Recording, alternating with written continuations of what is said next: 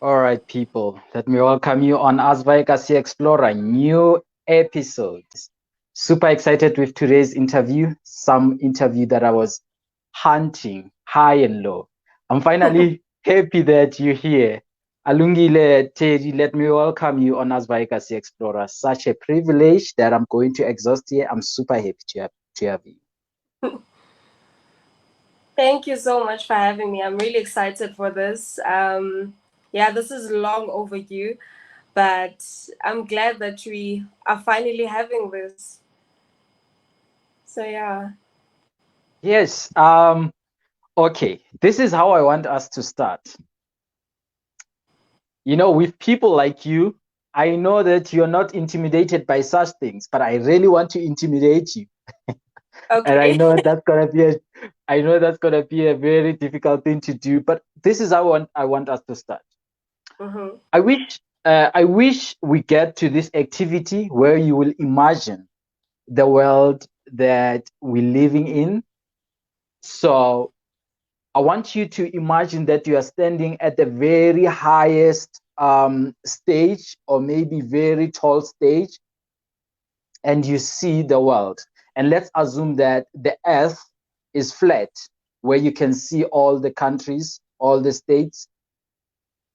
And as we continue with the imagination thing, tell me what you see, and are you happy with what you see? Looking at how people live in nowadays, looking at how things take place, looking at like the things that you're concerned about happening in this activity of imagination, and you share with us. I think we're gonna take our conversation right from there. Okay, we can start. As you close your eyes, you imagining this world, and you telling me all the things that you see. Um, I see a broken generation.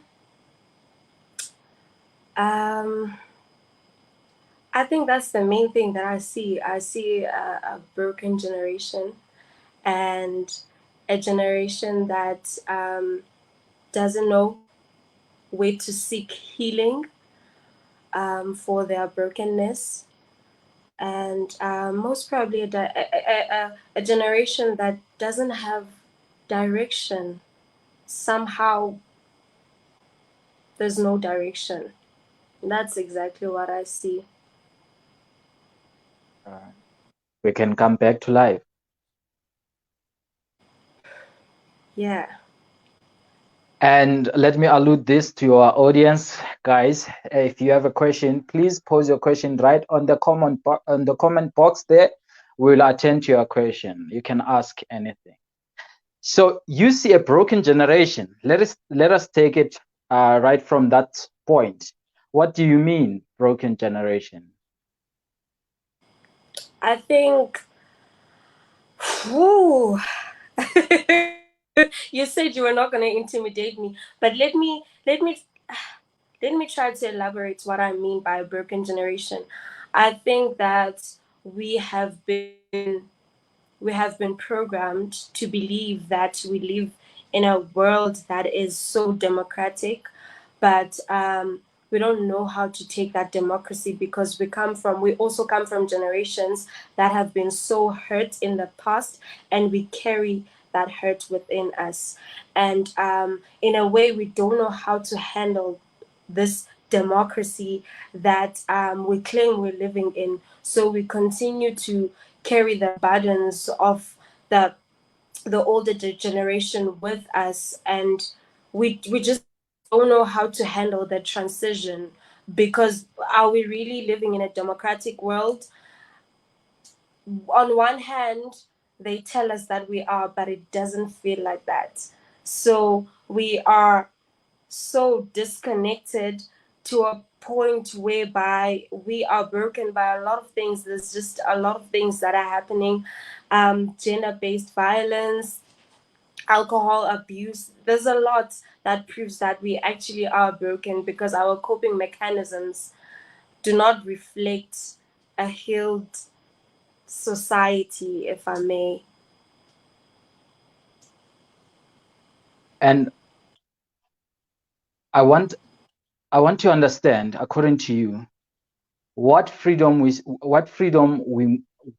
supposed to live in, or what's your idea of freedom? My idea of freedom is living in a world where um, I don't believe in equality for all. Because if we say equality for all, then we are disregarding the fact that people of a certain color had more privilege than we had. So we have to catch up on their level. So if we're saying we're trying to create a society where everyone is equal, we are not meeting each other halfway. The other society is here and we are here. So how about we say equality for the ones who have been underprivileged or for the ones who have been discriminated before? Then that would be a perfect world for me. Because saying that we are trying to empower everyone wouldn't be realistic, because the other group has been empowered for the longest time and we haven't. So it doesn't take us anywhere when we try to pretend like the past didn't happen. We have a lot of catching up to do with regards to with a lot of things. I don't want to be a politician, but I think people can get what I'm saying. I also get it. I know we jumped in this conversation with a high note. I wish we Hmm. take it back to your childhood now. Okay. All right. I usually ask the question, how was it for you to live or to grow up in the streets of South Africa? But you and we've got a lot to share. So I will omit that question. But instead, I will ask this question this way. Hmm. What are the things that, what are the components that you think contributed so much into the person that you are today? Oh, definitely. I think it's definitely my family. My family and obviously the type of community that I grew up in.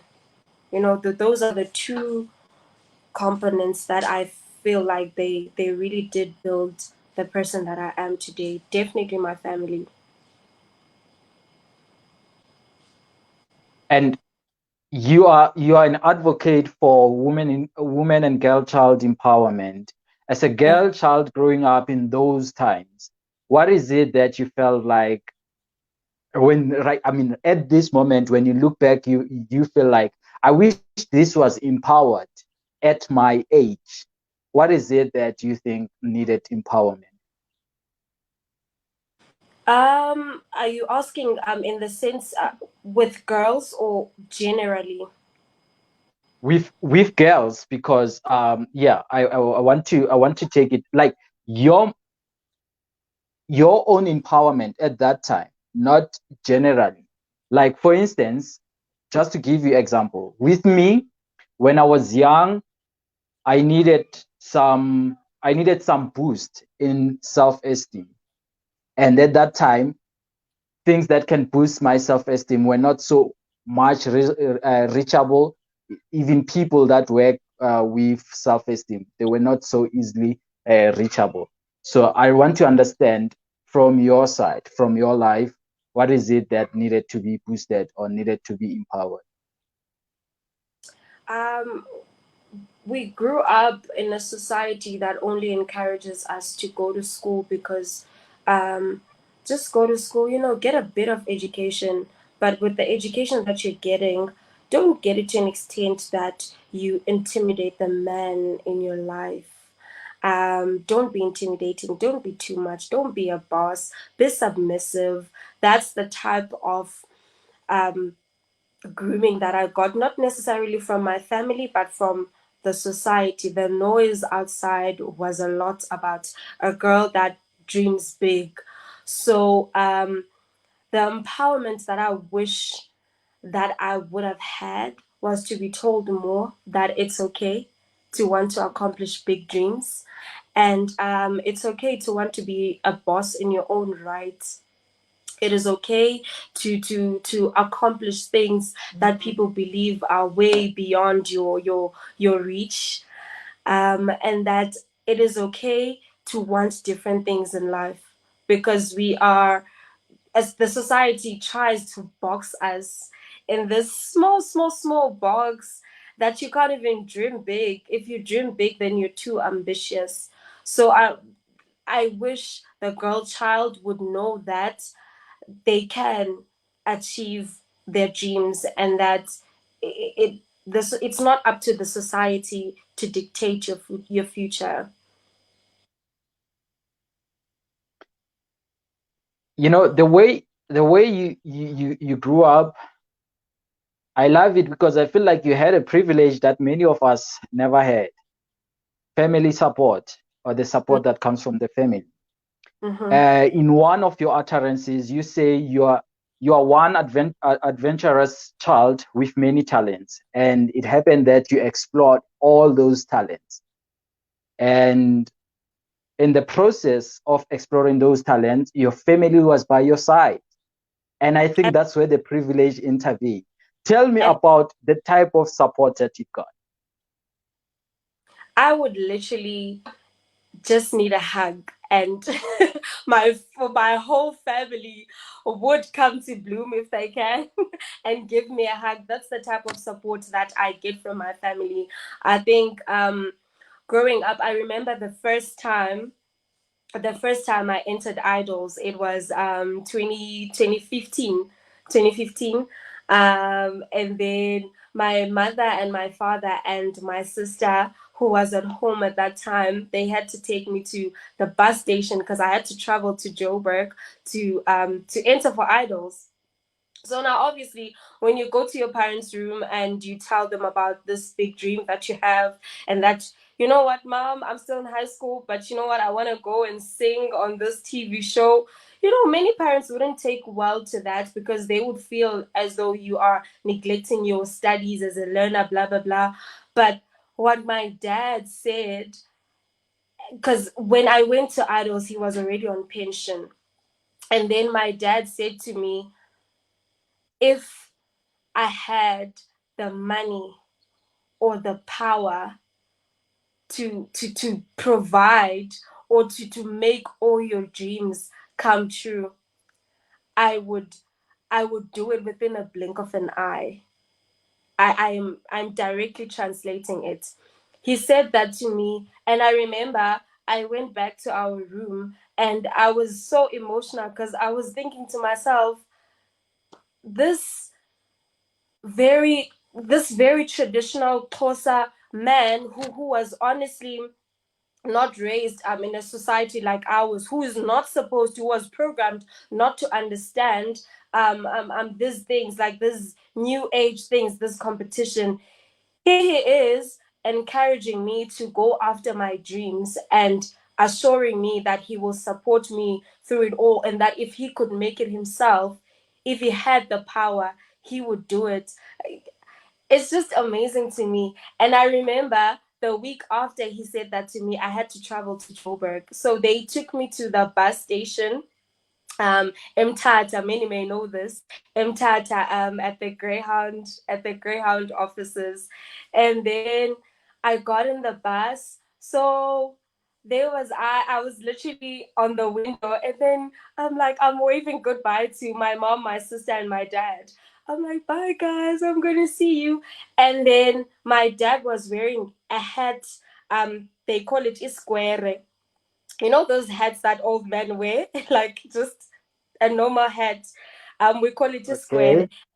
I was wearing one. So when I was waving, my dad took off his hat. He literally took off his hat, and he took a small bow, and he was like, and then Whoa, what? had, he waved with his hat.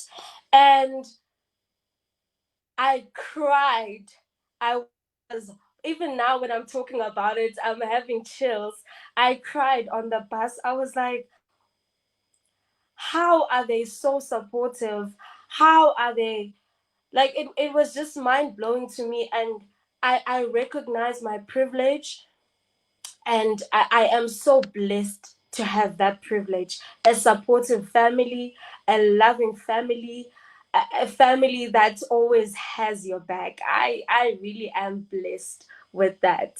So yeah, I have a very supportive family. Well, I love that story, and Yeah. I can see the moment as well. It must be an emotional moment, I guess. It was an emotional moment. I mean, that's the biggest compliment. That's the biggest compliment a grown man, a grown wise man can give you. It was out of this world for a 60 something year old man to take off his hat and to do a small bow to you as you leave to explore whatever that you are exploring. It definitely is my best moment, and I will with with my dad, so I will cherish it forever, honestly. Yeah, and I love that. At Yeah. that moment when you go to compete Queer Idols, what is it that was happening to you in terms of like the challenges that you're gonna come across, whether you're gonna fail, whether you're gonna like fail or maybe be excluded. Tell me about the conversation that was happening in you about your journey as you were departing. Well, to be quite honest, I've been on Idols 2 times. Excuse me, I've been on Idols 2 times. I was on Idols the first time in 2015, and I think I was 18 years old. Yes, I was 18 years old at the time. I was turning 18. So when I was doing it in 2015, I think I was doing it for everyone else. Apart 70% of why I was doing it was for everyone else, to prove to everyone else that, you know what, I can sing, and I got it. I can compete in those big competitions and be on TV. And obviously because I went in with that attitude, I didn't make it far. They told me that no, we love you, but you're still young. You need to go, and then your voice needs to mature a bit, and then come back again when you're ready. So I was very hurt at the time, and the thought process behind it was, oh my God, I'm going to embarrass my family. Oh my God, what about the people who actually believed in me? Blah blah blah blah blah. And then 4 years later, in 2019, I was now turning 22. I entered Idols again, season 15. And season 15, I was doing it for myself, and I was doing it for God. For God, in the sense that I wanted to prove to God that He didn't give me all these talents only for me to treasure them for myself, but I want people to see His grace through me. So I went on Idols with the mentality that if it is meant for me, I will get it. But if it is not, I will go as far as God wants me or allows me to go. And even if I don't go far, I can still say, you know what? After not succeeding, I picked myself up and I went through the process again. And people don't understand this. Like, Idols is such a long process before you even go on TV and audition in front of the real judges. There's vocal coaches. You audition in front of vocal coaches, so it's such a long process before you even appear on TV. So as draining as the competition was, and as exciting as it was, my thought process behind entering into in 2019 was, people sing God's grace through me. And they did, because I actually went far, and I was very proud of myself. um I was very proud that I actually did it again, and I proved it to myself this time, and to God. There's one thing I like about you. But before I say this thing, let me allude to our viewers again. Guys, don't forget to subscribe on our YouTube channel. It's Asvaye Sea Explorer, and share our videos, especially with learners in matric or in high school. They need these interviews. We've interviewed so many productive people, or maybe people of um, of value that can help them out. And the other thing, drop your question. If you have your question, drop your question on the comment box. And now, this is what I love about you. There are you. I mean, you are such a vulnerable person, and you're not afraid of that. And from where sometimes from where I'm standing, I look at that as if it's your power. Like one of your superpowers is to be able to be vulnerable. I feel like it allows you to be versatile and to be best in what you do. Is the vulnerability your power? Well, how did you get there? I mean, I wear my heart on my sleeves. I really do wear my heart on my sleeves. And I think it also comes with being a last born. I'm a last, Oh yeah. I'm the last of seven children. So, and I grew up in a very safe space where I could express my emotions as much as I can. So I think that also contributes to my vulnerable side and expressing my feelings at all times. Yeah, definitely. Yeah, I like the concept of vulnerability because I went to leadership school and it was one of the principles that were outlined in the courses that we're doing, that a leader must be vulnerable so that your followers can relate with what you're going through. And absolutely. there are so many moments that you presented to us as your followers that I'm going to mention later on. Okay. But there's something fascinating you said again, that I think you were taken to ladies here, but I felt like it also applies to us as guys. You said define yourself, or maybe give yourself a description before you get the description out there. When did you do this? At what age were you conscious about this? Because even like, I mean, young adults are still suffering from the issue of identity, being identified by the society in certain way that makes them feel uncomfortable, and they end up having no confidence, or they have low self-esteem.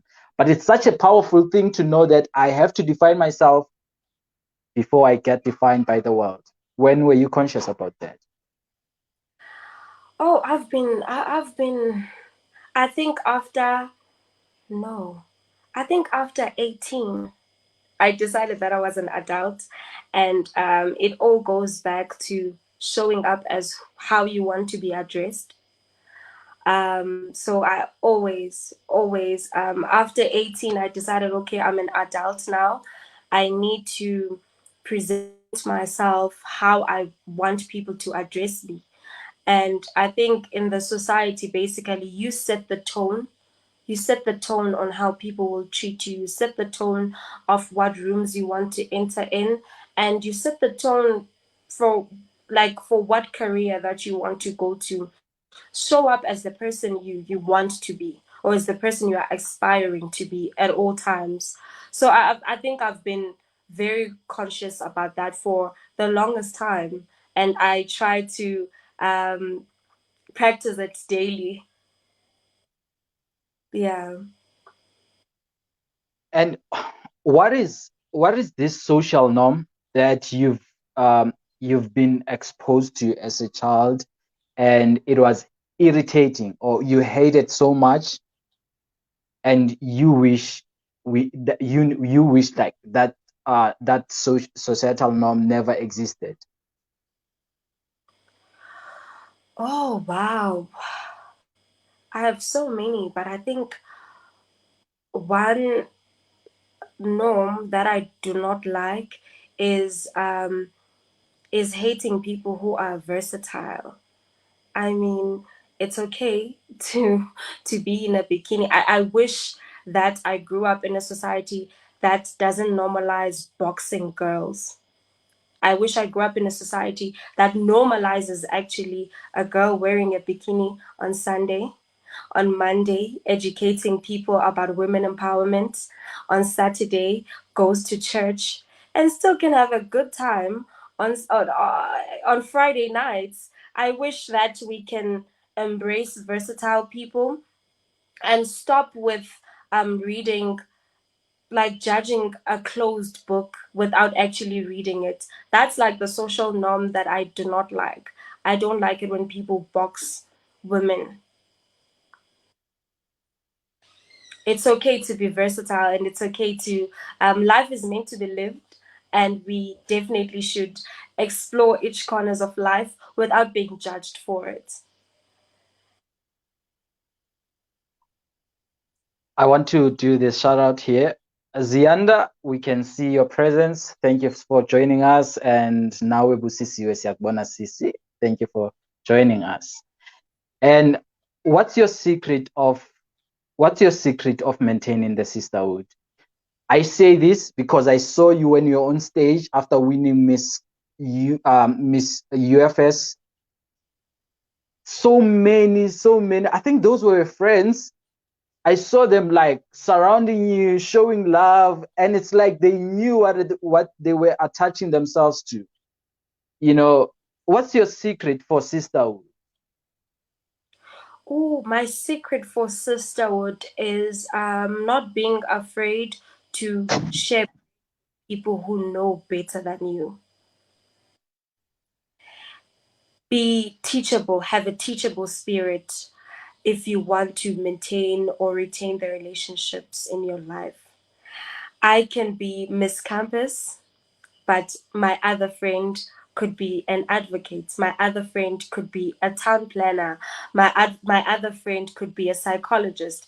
My other friend could be this and that. We all can learn from each other, and that's basically my secret recipe to have a teachable spirit. Um, Whether the person is not in your position or not, still be able to sit on the table in the table with them, and learn from other people. I love that. So sometimes it's very difficult to learn from other people. And I remember, I think who was saying this? Why do I? Oh, Fred. Fred was saying there's a thing to learn from each person if you give them time. But sometimes Absolutely. you get to, yeah, you get to environment where you feel like I'm surrounded by intelligent and educated people, and you feel like you don't have anything to teach. Mm. How do you? What's your talk on that? What's your talk on that?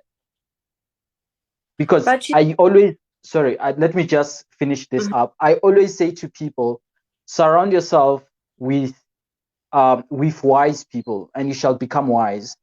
If you surround yourself with fools, you will become a fool. But people who feel like they are fools, they say it's intimidating to surround yourself with those people, knowing that you've got nothing to contribute. Although Which is it's the best situation, tell me about it. How can we drive our way throughout it? that is not true. The fact that you can get yourself to sit at a table that has intelligent people means that you have something within you. You can't tell me that you are called to have a session with intelligent people and they don't see anything within you. Don't focus on inspiring the people at the table. What about the people who are watching you sit at the table? That should be your focus. That should definitely be your focus. The people who are sitting at the table are already empowered. What will you take away from the table that would teach the spectator? That's what we should focus on. Let's get to the idea of education. You said being around people who are educated and intelligent is a blessing to you. Absolutely. Although they have mentioned before that education is a key, you say this, you quoting this saying that they said education is a key, but in nowadays, I mean, the world changed the keys. Mm. Although we were told that education is the key, and you conclude by saying, yet you seek education important, and you love to be surrounded by people who are intelligent and educated. Mm-hmm. How do you what conversations that you guys usually have around such company? Because right now I see many people giving up in this education thing? The problem is that the minute you mention the word education, people automatically think about the traditional careers. They think about being a doctor, they think about being a Yeah, nurse, they yeah. think a lawyer, they think about being a teacher. We are so privileged to be a generation that understands that you can actually go to school for the talent that you have. If you're talented in doing makeup, you can go to school and be a beautician. If you're talented, like there's I meant it in the most broad sense that I love surrounding myself with people who are educated, because I strongly believe that when you are educated when you have some education with what you do, you will perfect your craft because you know how to navigate through it. If you're an entrepreneur, you can literally be selling fat cooks, but you can be a millionaire out of that. We can see you opening a franchise of your fat cooks, and you can be a millionaire out of that. Out of that, that is exactly what I meant. That whatever it is that you want to do in life, it is still important to go to school and be educated for it. Get some type of education on how to manage your talent, how to manage your passion, how to manage your small businesses, and then you can really go far. And the there are things that disturb the continuation of education. And Mm. before I go, I jump into details of that. I would firstly want us to start with this one before I forget the mandatory vaccine policy. What's your view about that? Since you are Miss UFS, Um, without saying much, I, I did have a period where I was questioning the the the the mandatory vaccination, because if you are saying that you are not forcing me to vaccinate, you are persuading me to vaccinate. But however, I can't access campus if I am not vaccinated. Is that really persuasion, or is that forcing me? Because you are making me choose between taking a vaccine or being on campus and have access to unlimited Wi-Fi and and in a comfortable place to stay whilst I complete my studies. So are you persuading me, or are you making me choose between my education and a vaccine? And I think I should leave it at that. I get it. You mentioned that as much as people are getting educated, but the unemployment rate is is is actually getting larger numbers, and that's one thing again that discourage the continuation of education. Some people feel like, "Ke a fana mos. I'm still gonna be unemployed." What you've got to say to those people, to such Again, people? I really didn't do research on the numbers, but when I look at it, the congested careers are again the traditional careers, like the careers that you're told to study when you finish high school. So I guess maybe how we can fix it is, without asking help from the government, how we can fix it is maybe if we choose careers that are not congested as much. However, I do have to say that we need a bit more support from our government, because you cannot tell a 21-year-old that they need to have 3 years experience when they're out of varsity. They just came out of varsity. You're asking for 3 years experience.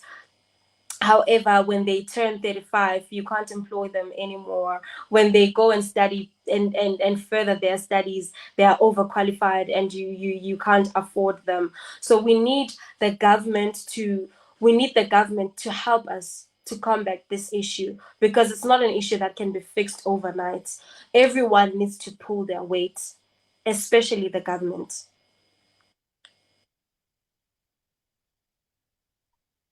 When did you start doing uh, participating in pigeons, how long you've been doing them, and where did you start? How was the journey when you started? I'm asking this because, the reason we're having these interviews is because we don't want to give an excuse to a younger version of you who's in township, who say, Mm, I didn't know I can do this till I didn't know because there were no people saying this information. So we mm, did this so that we can actually pass the information towards people who are in township, and people who think like such things are meant for certain people.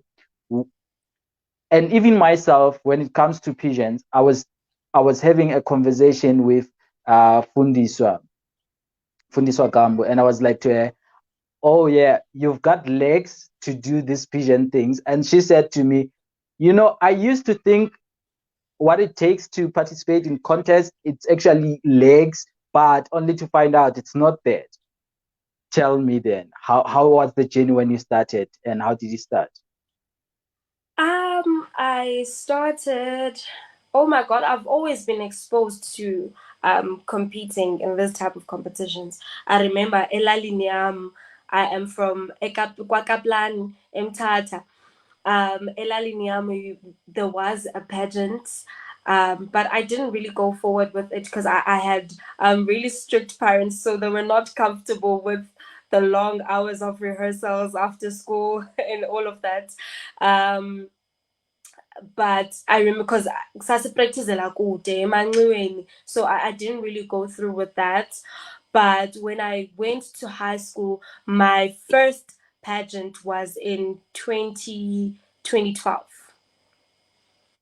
That was my first pageant. I didn't win it. And I was surprisingly, I didn't win the pageant, but I looked good. I was literally the prototype. Like, I had the legs, I had the smile, I had the hair, but I Oh still yeah, didn't. yeah. Yeah, but I still didn't win. Um, so it goes back to what Fundisa was saying. It's not about the legs. It's basically about how you carry yourself and how well you present yourself. So I started in 2012 actually. You're so resilient. That's what I discover now. You're so resilient.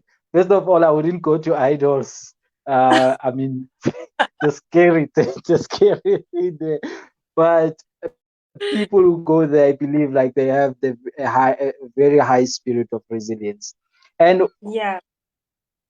when you enter the journey, when you start the journey, what are the challenges that you come across, like emotionally, mentally, With idols or with just with the pageants or or gen. pageant? Yeah, with the pageants. Oh well, the whole concept that we have for pageants back then was, just to be a pretty face. So obviously, if you didn't win a pageant, that means you are not beautiful enough.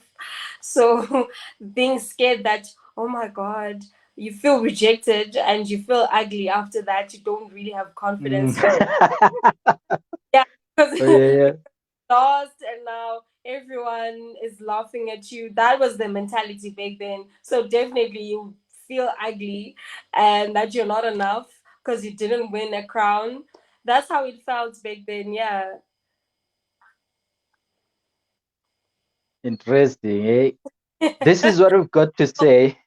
This was your answer after the question after the question of being Miss Campus was presented to you. You said you are here to present the one with your body shape, the ones with your body shape, the Mm-hmm. ones who believe that they cannot make it through this industry, or such industry is not meant for them. And that made so many people emotional in the room, and I was like, whoa, she changed the atmosphere. Tell me about that. Why you always, I mean, why you stood for that? first of all, because I mean, it can be someone else doing that thing, but it's you. What's so special about you going after that? Again, we go back to stereotype and boxing women, telling women how to dress, what to wear, and how to present themselves, how they should look.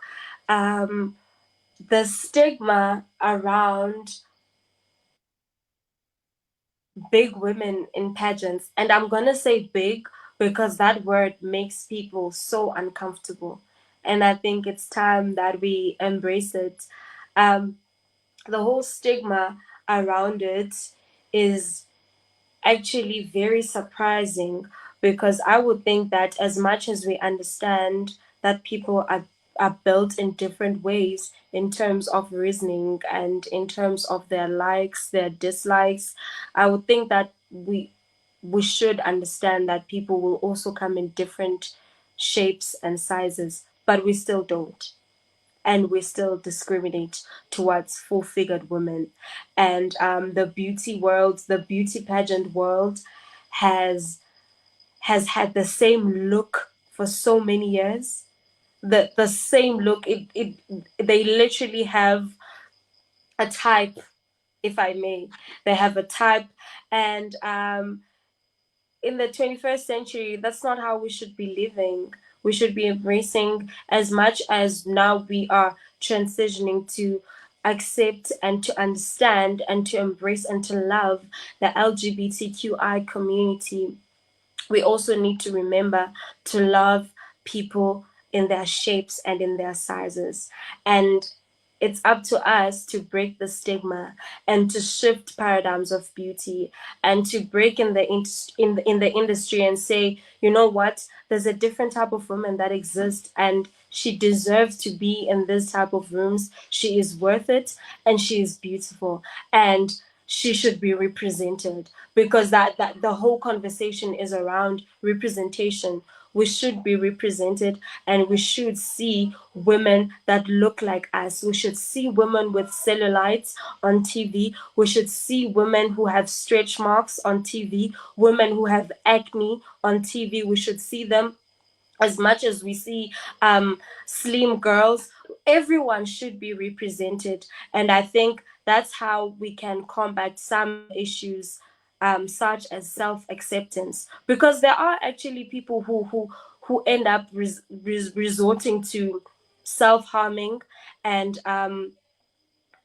taking their own lives because they feel as though they're not accepted, and that the society that doesn't understand the type of people, the kind of people that they are. So me being in that type of competition and representing the bigger girls was actually to break the stigma and to tell people that we exist and we deserve to be in those type of rooms. I have to acknowledge this. This is one of the most difficult interviews to conduct. And it's only now that I've never had this. Oh, I had this situation before when when I was interviewing the lady from the US, because to me it was like a whole new idea of going international and stuff. So I realize right now as I'm sitting here, and you know what's the reason? It's Mm-hmm. because the talents that you mentioned, that you go all out for those talents and you exhaust them. These are not just small things. These are big things. I mean, idols on its own, it's a broad conversation that you can have there. And Mm. even you becoming Miss UFS, is also a big conversation that we can have there. And again, you studying law, and it's one interesting uh, career or maybe course in our living years. Mm. I'm gonna actually follow up with a justification on that. So you see, you're doing big things, and as I'm questioning you, so many questions jumped from different departments. And guys, if I jump from here to this one and then I come back, just forgive me. You have done like so much.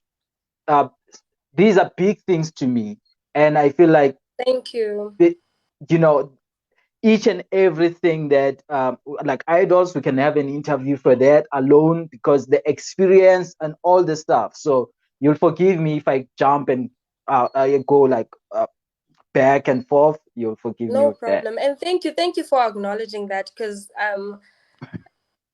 people don't realize that when you constantly fight for representation and fight for your talents, for your passion, people always see the finished product. They don't see what goes behind it. They don't see what you go through. They don't even acknowledge it. So thank you for saying that. Yeah. Yes, I mean, okay, let's continue. Let's continue.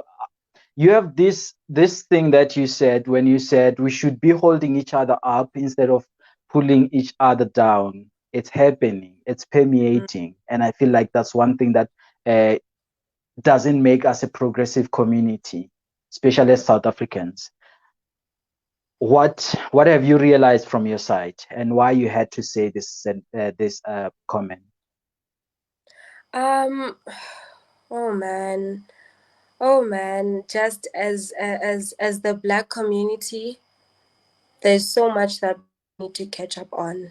There's so much that we have been pulled down on, and it helps no one if we keep pulling each other down. Our only focus now should be on uplifting each other. And I think I said that conversation when I was encouraging people to enter for Miss South Africa. I don't remember. I think it was last year. I think I said that when I was encouraging people to um, enter for the competition, because the previous year in 2020, that was the first year online they conducted online registration, and you had to upload a video. So there was so many negative comments, like people had so much to say.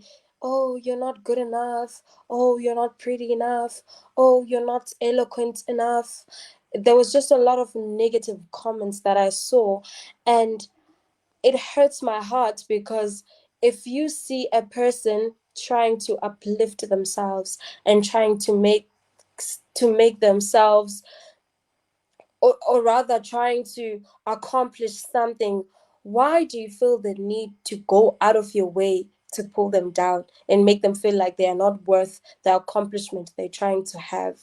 So instead of doing that, how about you motivate that young black girl and say, you know what, you can do this. Enter for that competition. Even if you don't get through, you will still gain experience from it, and you will still learn a thing or two. So I really think that I genuinely do believe that this should also be taught at a very young stage, that do not speak ill of a person, or do not wish bad or have negative comments on a person, because you don't know how that comment will affect somebody else. And Yeah. you and I remember who said this, Kenny Kunene. Yeah, I was reading the book of the Hustler's Bible by Gayton Mackenzie, and Kenny Kunene said he said to Gayton he wanted like to go crazy with things, like explore huge things like you did, and he was afraid of being judged, like the sayings from people, the same idea. Like many of us, we don't start things because we fear the utterances that are going to come from our loved ones, even the people that we're living with. So Kenny Kunene said, if you don't want, if you don't want a certain comment to be said upon you, then do nothing. And if you're doing nothing, people are not gonna say anything about you. Even when you Now, do nothing, people will still say you're doing nothing. They will still have a comment. and true nowadays it's true. I mean, I think in ancient times you were just ignored, and right now, like so many things that have changed right now. I think it's technology on the other side, because technology it actually gave many people the rights that they don't deserve, or maybe people Yeah. assume they are rights on social media. So Mm. I agree with that. What are the most the saddest things that have been said to you or about you? When I was on Idols, Well, obviously, I like looking beautiful. I love looking And you're still presentable. beautiful, eh? Thank you. Thank you. So I remember before I went on Idols in 2019, I learned how to do makeup, and obviously my skills were not that great at the time. I was still learning because I specifically learned to so that I can be able to do my face during the competition. So when we were filming, I did put on my makeup, and I remember in another performance, someone on another app made comments, and they said, actually, it was quite a number of people, and they were making fun of that. And they were making fun of the fact that I would show up dressed up, and making comments about my horrible fashion and my horrible face beats, and that I think I came to a beauty pageant, whereas I came to sing. That's so And I mean, also eh? remember when I entered for a lot of pageants. Actually, it was not only on Miss Campus. I usually get this comment a lot because in most cases I am somewhat one of the big girls in the competitions. So I always get slight comments like, "Oh, the dress didn't fit you well, or you didn't look good, or you're the outcast, or you're not meant for this competition." I do get Mm. negative comments sometimes. Yeah. And that's so sad. I mean, that's so sad because it's a blockage for many people. Many people Mm, they have to consult outside first before they do things. mm, And mm. how did you manage to shut up the voices that were talking in your ears? Because that's a skill as well. You might be you might have a burning desire to do something, but as soon as you go out there and you hear these comments, you start saying, okay, I'm not going on with this thing. But there are people who go anyway, and I think they have a skill of shutting these voices down. How do you do that? Well, the only way you can suppress those negative comments, I mean, you can suppress the feeling or the urge to give up, is knowing your why. Be very, very intentional with your why. Why am I in this competition? Why am I pushing this agenda? And before giving up, who am I disappointing at the end of the day? I'm disappointing myself for people who do not know the purpose of me being here. So I had to, like, reassure myself all the time, and remember my why, and make that my drive. I love that. I love that. I think Yeah. it's what Oprah was. She also encouraged knowing your why. I love that idea. And let me go Mm. through the comments just once again. We have Zianda saying, I don't know how to say that, but I think it's hello or something. And we have Busisiwe. We have Zianda again saying a teachable spirit and welcome Nondumiso. And I know you're saying great conversation, guys. Let's talk about Thank you. let's talk about leadership. By the way, guys, thank you for tuning in. Let's talk about leadership. I mean, women in leadership. We, like you have mentioned before, that we're living in years, or maybe in the community where leadership is for men, or certain things are for men. Tell me about your understanding of leadership from a woman perspective. I mean, you know what? The word leader itself, I always break it down like the letters that build the word leader. Mhm. You need to learn, which means that you need to have a teachable spirit again. And you have to be very effective and emotional. with your leadership, because if you're not effective, then you will not be able to cater for the needs of the people that you lead, and you will not be emotional enough to understand the needs that your people have. And then you need to be authentic. You need to be very authentic when you are a leader. And what's the other letter? Leader. And you need to, and D means that you always have to be able to defend your people. And Mm. E means that you have to be also, I combined it with the emotional and the effective. Again, you have to be effective and you have to be emotional. And then R, you have to be resilient. If you are able to be resilient throughout the challenges that you have, then you will be able to conquer with your leadership.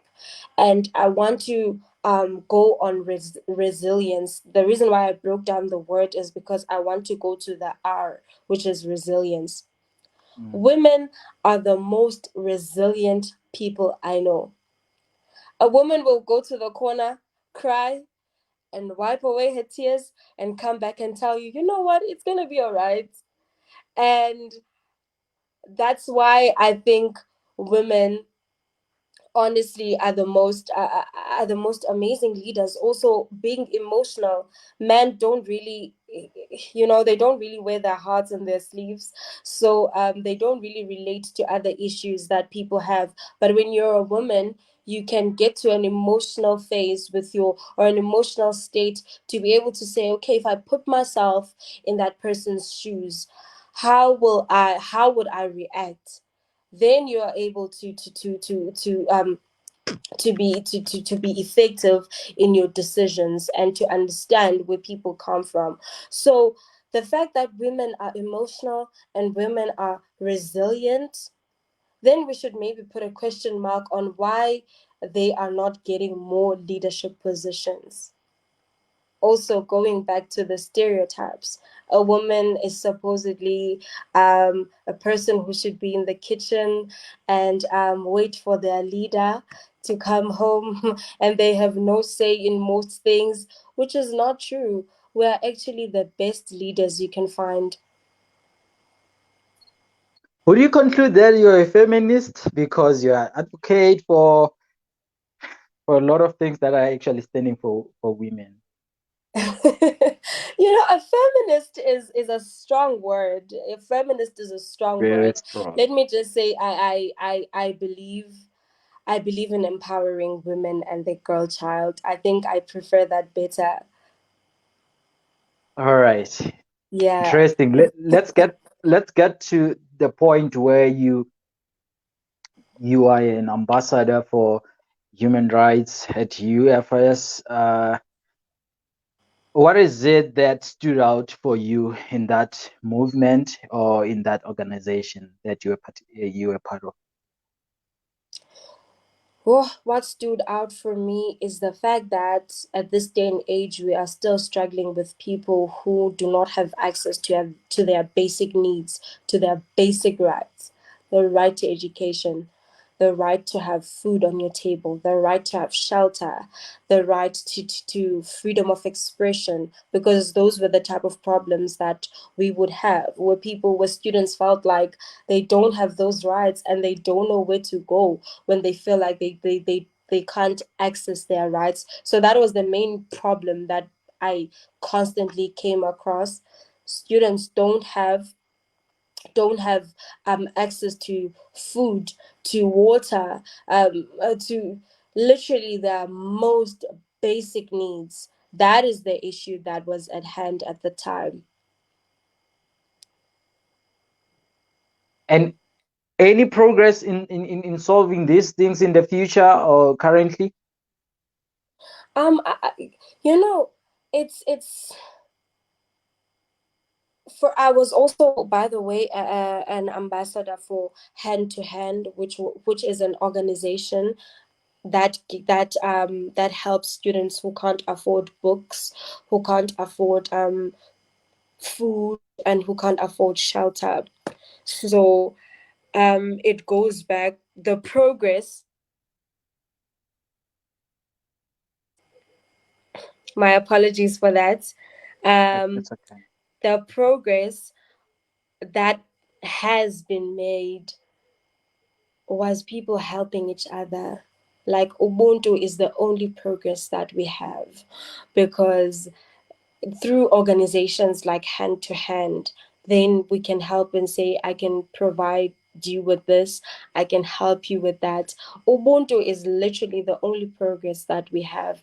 Otherwise, when it comes to institutions providing these needs for people who are really in need, that is still a bit questionable. But I think it's something that we can work on, and it's something that we can, spread the word on. Mm, mm. I like that. And I'm so skeptical to ask you I this can't hear question you. Can you because hear me? yes, I can. Can you hear me? I can't. I can't All hear right. you. Don't worry, I'll fix it. I'll fix it. Let me just do this.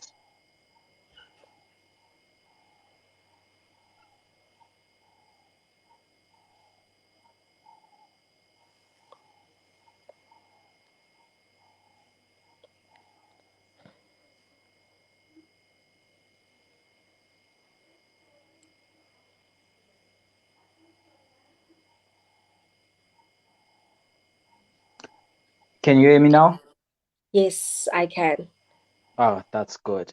So I was saying I'm so skeptical to ask this question because ngathi lento enzoyibuza apha, like you've never been into. But tell me about the mistakes that you did when you get into university, because xa ufike university ufumana le nkululeko ungayaziyo and ezinye izinto ungena kuzo nje ungazi. I'm saying this because I know the feeling, right? Yeah, Tell me yeah. about the mistakes that you did. Um, Whoa, the mistakes that I did. Oh, the one, you know, mistake that I did that I think is very fundamental to building one's CV is to not build a relationship with the associations related to my course. I wasn't really into being a member or affiliate myself with associations that had to do with, I don't know, legal behemoth. I don't want to I don't want to be too broad, but like, as a legal, let me just say legal associations, which I think was very dangerous for me to do, because those things, they really help you as you go on with your coursework. You learn a lot and it looks good on your CV. The other mistake that I did, also going back to freedom, the other mistake that I did when I came into varsity, I I chewed more than I can bite. I chewed more than I can bite, and that took a lot of my time, because I was in a lot of competitions. I was doing this and that. I was There was just a lot, man. There was just a lot that I was doing. It was really a lot that I was doing, and it took up so much of my time that sometimes I had to sacrifice going to class. I had to miss a test and write the catch-up test. So it's just mistakes like that that I would advise people not to do. Don't bite more than you can chow. So yeah, and be able to balance your time and know when the time is right for you to be in competitions, and know when the right time is for you to focus on your schoolwork. I was As I go around campus or maybe going to schools, because sometimes we usually go to schools telling learners to view into these conversations, to come right here. um I was telling some first years that they should come here because it's important. People who visit our program, they are graduates, like most of them. Some of them, they are in the university. So even from your side, I think you should start sharing these interviews with learners, Mm, students, especially if mm, when they doing first year. mm. Now I want to come to this point. What's your foundational pillar for happiness? Because you are so kind. And I Thank don't know you. if kindness means I don't know if kindness means to be happy, but unhappy people are so aggressive, I must say. What's your foundational pillar to happiness for happiness? Acceptance. That's my foundational pillar. If you accept where you are in life, and you accept the situation that you're in at the moment, then you will definitely be a kinder and happier person, because you won't envy anyone's life. You don't want to be anyone else. You don't want other people's blessings. You're focused on reaching your blessing. And that is basically all you have to do. Accept your situation, accept yourself, and accept where you are in life at the moment, and be happy with that. We're driving towards the conclusion of our conversation, Alungile. All There's this right. question that was asked Uzozine. What Mm-hmm. is the most important thing we should be teaching young girls today? I Oh, dedicate the same question to you. I dedicate the same question to oh you. my God. But before you You know, answer this question there, you remember the last question, right? The question I asked you. yes. That, yeah, That is such, it seems like it's okay, no, said. no, no, that is such a dangerous question to ask, because how do you expect me to top our queen's answer? I mean, um well, I think one of the things that we should be teaching girls this day is the power of bravery. You know, a lot has been done. Women have fought already for our rights. What is left for us to do now is to be brave enough to pick up the baton and say, I'm going to take it and I'm going to run with it. I'm going to run with the same mandate of inspiring women. I'm going to run with the same mandate of being a leader. I'm going to run with the same mandate of being a confident woman. Just pick up the baton, be brave enough to pick up the baton and run with it. That way we can have, a better society, a happier society. That's what I think we should be teaching young women these days, being brave. I love that. I feel like this question every time. I feel like it's a what intriguing question because the Mm, things that you say, guys, about I mean the things that you say in your answer when you ask this question, mm-hmm. they are so amazing. I love what you said. I love what you Thank you said, very and much. I also encourage leadership among women in South Africa. Leadership and ownership. Mm, So many young ladies, they think ownership it's for guys. They don't want to own things. So I also encourage that. And thank you true. so much for coming. So now I'm gonna ask you compulsory questions that we usually ask here. And the first Okay. one, yes. So the first one is, what's your wish for South Africa? Um, I wish for South Africa to be a safer environment for women and young children. I get it. Wait, That's my only wish for South Africa. mm, there's something I almost omitted. Gender-based violence. There were time when I feel like you wanted to say something, but you said, okay, let me rather not say anything about this thing. What do you have to say about gender-based violence? Is it something that you've even experienced in your community? Because some people cannot really relate with this thing. You know, I don't think these days there's anyone who can say they haven't seen it or experienced it or have been through it. It's such a sensitive topic to touch on, and I really cannot say much besides we need to speak more to the perpetrators. They should be held accountable. It's enough already to tell women what to do, what times they should walk around, how they should shelter their kids, how they should protect themselves.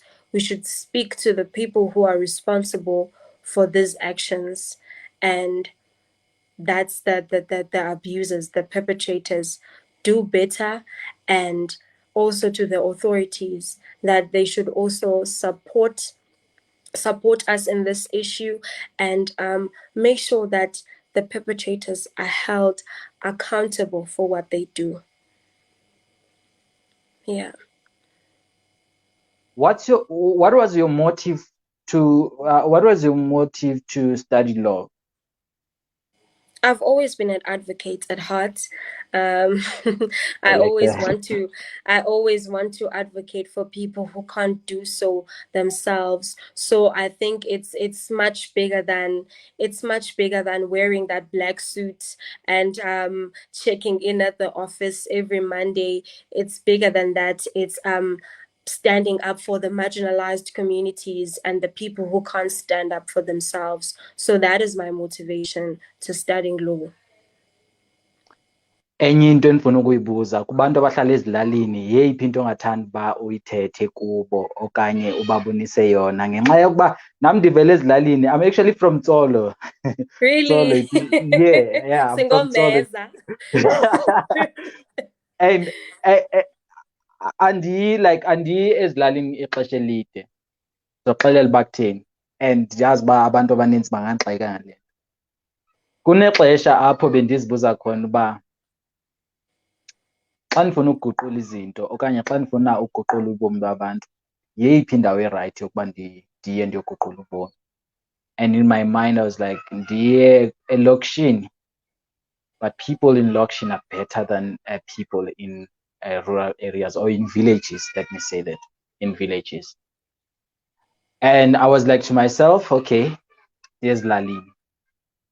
I'm going to spend some time there trying to develop people because that's what I like. I like helping people. So I was like, okay, let me go to Eastern Cape, and I took a bus, and xa ndifika phaya ndicinga uba it was only a week. A week was enough. A week was enough. A week is enough. And I ended up thinking like the people around, I was like, hayi man, siyaphila akho ngxaki apha kusezilalini yabo. But I like from the bottom of my heart, I knew that there's a better life than this. It's been over 15 years right now. The structure of my village still the same. Nothing changed. And more powerful people are coming from our province, which is the Eastern Cape. And people in the Eastern Cape, they are afraid of urban life. You'll hear some say, "Uye Egoli, Egoli, nyama ipheli kuphela amazinyo endoda." So those are scary ideas. Not knowing that you can go Egoli and come back with something that is going to develop the whole community. You see what I'm saying? So now that you have been exposed to this urban life, to this modernized world, what is it that you would like to say to people living in Zlalini? You know, kule nto uyithethayo yoba how do you empower people? I think abasezilalini, empower people within your means. Ba-empowerishe ngezi means unazo. Abantu mabayibone i-success yokuya egoli through wena.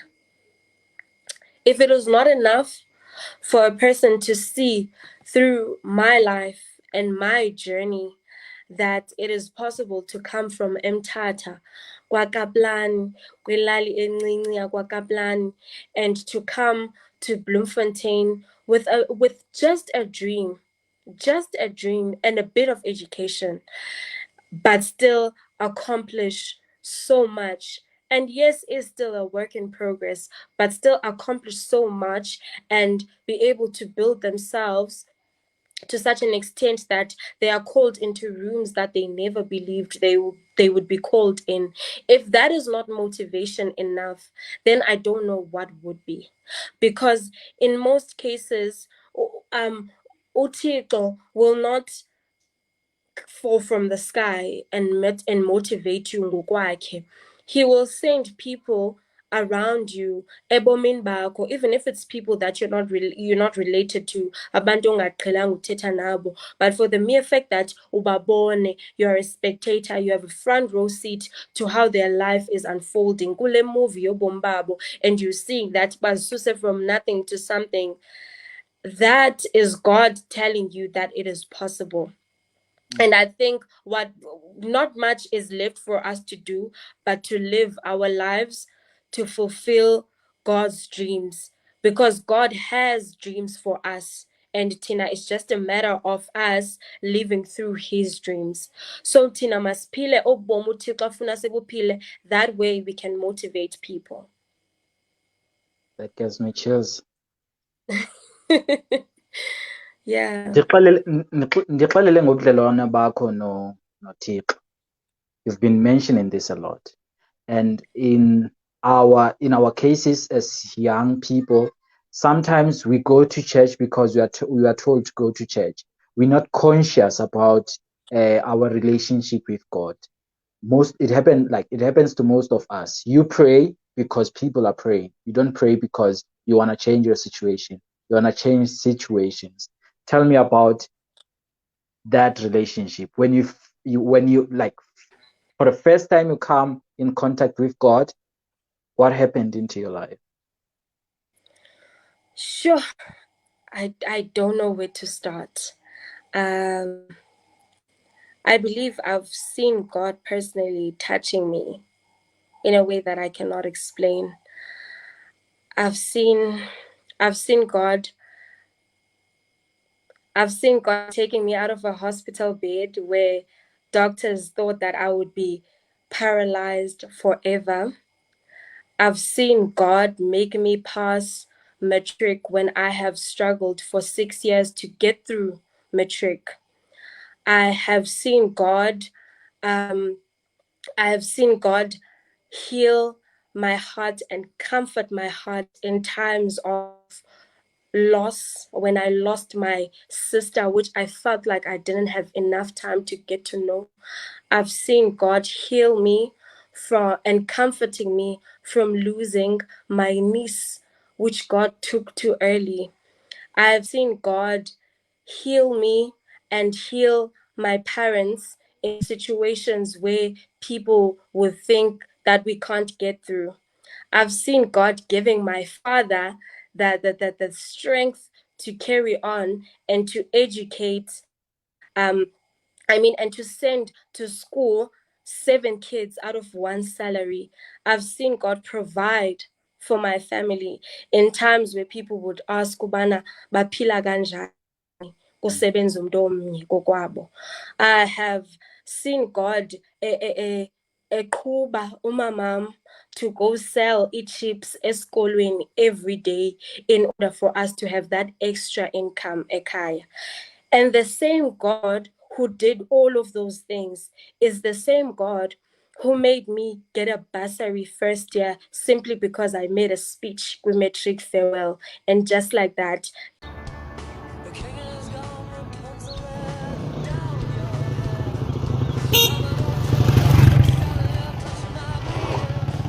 don't forget to follow and subscribe to my YouTube channel. It's Asvaye on Facebook. Follow Asvaye and share the conversations. Question people about mentality.